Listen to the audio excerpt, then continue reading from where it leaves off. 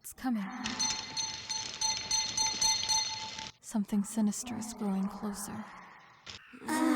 Grandpa, just stop hitting on everybody, would you? Oh, hi, Rei! You know, people around here are starting to say very unflattering things about you.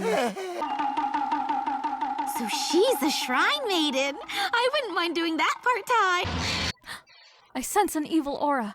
Is it a spirit? Trying to make trouble at our shrine, huh? Forget it. I won't let you. Evil spirit, be exorcised! Huh. Usagi! That isn't what I expected to happen. Water. Thanks. You can leave them right there. Sure. What a honk! Where'd he go? This is all Grandpa's fault. Grandpa hired that guy, now he's actually living here with us.